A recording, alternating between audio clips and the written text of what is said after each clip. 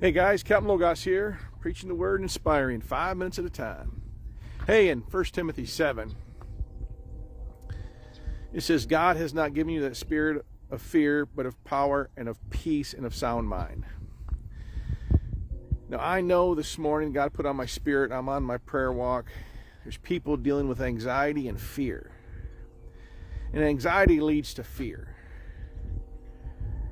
Anxiety is a byproduct of fear. If you don't have fear, you won't have anxiety. So you need to quit dealing with anxiety and deal with fear. And how do you deal with fear?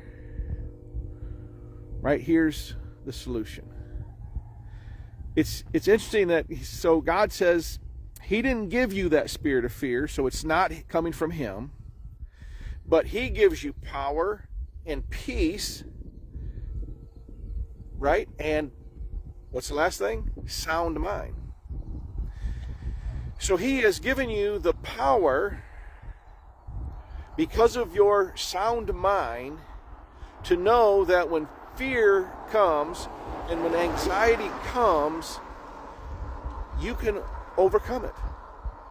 Now, Paul says that I need to take every thought captive. So I have a moment of anxiety, I feel some fear. Immediately I realize, oh, that's not of God. But then I don't dwell on the anxiety or the fear. I dwell on what God is doing to overcome that. First and foremost, I quote the verse, God, you haven't given me the spirit of fear. You haven't given me the spirit of anxiety. This is not from you.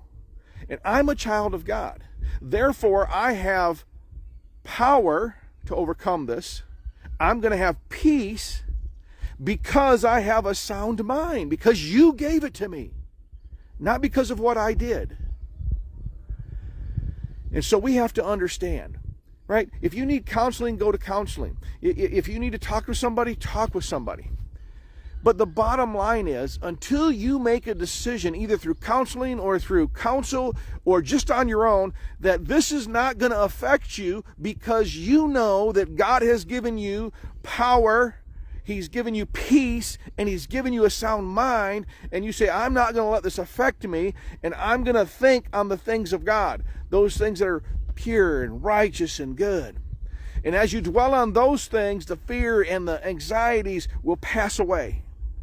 I'm telling you, the only way you can overcome these things is through the power of the Holy Spirit. Once again, if you need counseling, go to counseling. I'm not saying don't go to counseling.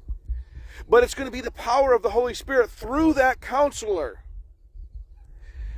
is how you're going to have progress. God hasn't given you the spirit of fear. God has given you power and peace and sound mind. Now dwell on that today as you get your face in the Bible.